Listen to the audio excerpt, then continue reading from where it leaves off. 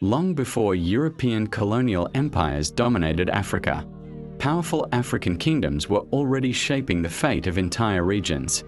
One of the most dramatic and devastating conflicts in African history took place in the rugged highlands of the Horn of Africa during the 16th century. It was a war that would draw in soldiers, mercenaries, and weapons from across continents. Empires would rise and fall. Cities would burn. Ancient churches and mosques would be destroyed. And by the end of the conflict, the political map of the region would never be the same again. This was the war between the Ethiopian Empire and the powerful Adal Sultanate, led by one of the most feared generals in African history, Ahmad ibn Ibrahim al-Ghazi. To understand how this war began, we must first travel back to a time when the Ethiopian Empire stood as one of the oldest and most resilient kingdoms in the world. For centuries, the Ethiopian Empire had ruled the highlands of East Africa. Its kings traced their lineage to ancient traditions that link them to the legendary Queen of Sheba and the biblical King Solomon. Whether legend or reality, this royal tradition gave Ethiopian rulers immense authority and legitimacy over their people. The empire was deeply rooted in Christianity and maintained strong cultural ties to the ancient world. Its monasteries preserved manuscripts and knowledge that had survived centuries of change. Its cities were centers of trade connecting Africa, Arabia, and Asia. But the Ethiopian Empire was not alone in the region. To the east, along the arid lands and coastal trade routes, another powerful state had emerged. This was the Adal Sultanate, a Muslim kingdom that controlled strategic trade networks linking the Red Sea and the Indian Ocean.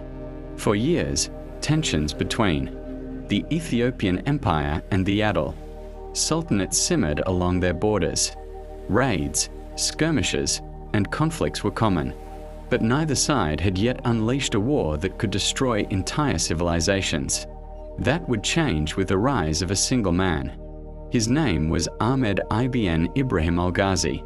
Born in the early 16th century, Ahmed quickly gained a reputation as a brilliant and ruthless commander.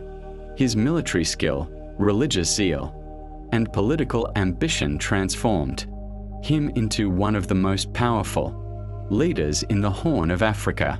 Under his leadership, the Adal Sultanate began preparing for something far greater than border skirmishes. Ahmed envisioned a massive campaign that would break the power of the Ethiopian Empire once and for all. In 1529, his forces marched into Ethiopian territory. What followed would become one of the most destructive wars in the region's history. At first, the Ethiopian armies attempted to resist the invasion using traditional tactics and weapons, but Ahmed had a powerful advantage. Through alliances and trade connections, he had gained access to firearms and military support linked to the Ottoman Empire, one of the most powerful empires in the world at the time. These firearms and cannons gave Ahmed's army a devastating edge on the battlefield. Battle after battle, Ethiopian forces were defeated. Cities fell. Churches were burned. Entire regions of the empire were devastated as the Adal armies pushed deeper into Ethiopian territory. The Ethiopian Empire was now facing an existential crisis. The emperor at the time, Dawit II, struggled desperately to defend his kingdom. His armies fought bravely, but they were repeatedly overwhelmed by the firepower and discipline of Ahmed's forces. For a moment, it seemed that the Ethiopian Empire might disappear entirely, but help would soon arrive from an unexpected source. Across the sea, the Portuguese had begun expanding their influence along African and Asian trade routes. Their ships sailed the oceans in search of commerce, alliances, and strategic advantages. Portugal had its own reasons for opposing Muslim powers in the region. When Ethiopian leaders appealed for help, the Portuguese saw an opportunity. In 1541, A Portuguese expedition arrived in Ethiopia led by Cristóvão da Gama, the son of the famous explorer Vasco da Gama. Cristóvão da Gama brought with him a small but highly trained force of Portuguese musketeers equipped with firearms and European military tactics. Though their numbers were limited, their weapons could change the course of the war. Together with Ethiopian forces, they launched a counteroffensive against Ahmed's armies. At first, the alliance achieved several victories. Portuguese muskets and Ethiopian determination began pushing back the invading forces. But the war was far from over. Ahmad ibn Ibrahim, al-Ghazi regrouped his armies and launched a devastating counterattack. In one of the most dramatic moments of the conflict, Cristóvão da Gama was captured after a brutal battle. According to historical accounts, he was tortured and executed after refusing to convert to Islam. His death shocked both Ethiopian and Portuguese allies. Yet the war continued. Ethiopian forces rallied once again under the leadership of Gelawdewos, who had succeeded his father. Determined to end the devastation of his homeland, Gelawdewos reorganized the remaining Ethiopian forces and continued the fight. In 1543, the conflict reached its final turning point. At the Battle of Wainadoga, Ethiopian and allied forces confronted Ahmed's army in a decisive clash. The battle was fierce and chaotic. Muskets fired across the battlefield. Warriors charged through dust and smoke. 4 hours, neither side gained a clear advantage.